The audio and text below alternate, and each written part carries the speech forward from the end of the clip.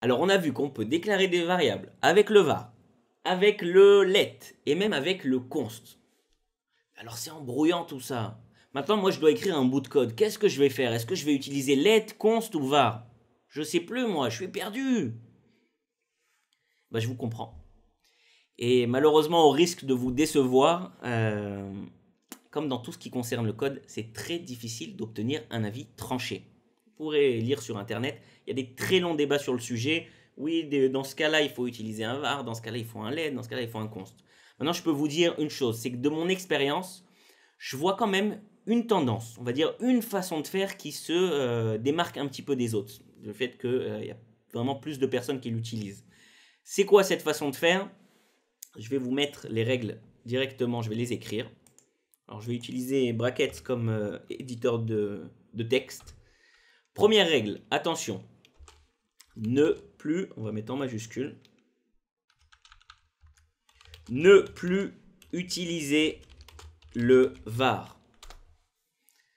Alors ça fait mal au cœur, on a appris beaucoup avec le var, on sait comment il fonctionne et maintenant on nous dit qu'il ne faut plus l'utiliser. Malheureusement, c'est ça le progrès. Et si je peux vous consoler en une chose, le code de, on va dire, une décennie en arrière, même plus que ça, est écrit avec des vars de partout. Donc, peu importe sur quel projet, si vous voulez, qui existe déjà, vous allez travailler, vous allez voir des vars de partout. Donc, connaître le var, c'est primordial. Donc, votre savoir, peu importe, il n'est pas jeté à la poubelle, ça va quand même vous servir. Ok, donc, ne plus utiliser le var. Deuxième règle, attention, toujours utiliser le const. Padam. Comment ça toujours utiliser le const? Et le let, alors on en fait quoi? Et bien en fait, la troisième règle, c'est quoi? C'est si on se rend compte qu'on doit réassigner une valeur à quelque chose qui a été déclaré avec un const, alors on en fait un let. Je vous donne un exemple. Vous avez écrit const x égale 5. Et un peu plus loin dans le code, vous écrivez x égale 7. Et bien vous allez changer votre const x égale 5 en let x égale 5. Ok, donc la règle c'est si on réassigne une valeur à la variable, utilisez le let.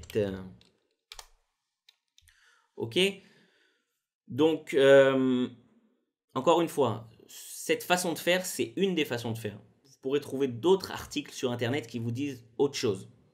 Mais de mon expérience, et j'ai quand même pas mal étudié le sujet justement avant de vous faire un cours, je peux vous dire que c'est cette façon de faire qui se démarque des autres pour moi.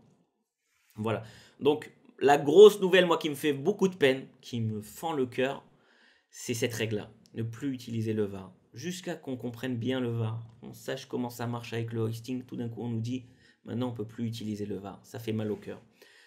Donc je vous l'ai dit, c'est pas grave, il y a des décennies de code qui ont été écrits avec le var. Grâce à ça, vous êtes capable de maîtriser ce code. Et si vous rentrez dans un projet où il y a vraiment 10 ans de code derrière qui existe déjà et que tout le monde utilise le var, il n'y a pas de problème. Vous pouvez même, du fait que le code doit rester plus ou moins le même, continuer à utiliser le var. Il n'y a pas de souci avec ça. Le var, il disparaît pas. Maintenant, si vous devez écrire un nouveau projet from scratch, de zéro, et bien là, quand même, je vous recommande d'utiliser cette façon. Ok? Donc, le var, désolé, mais c'est ça le progrès. Donc voilà, c'est ça pour la tendance. Et pour répondre à la question, qu'est-ce que vous devez utiliser? Let, const ou var? Donc je répète les trois règles. Ne plus utiliser le var. Toujours utiliser le const. Et si on réassigne une valeur à la variable, alors on utilisera le let. C'est tout pour cette vidéo. À bientôt.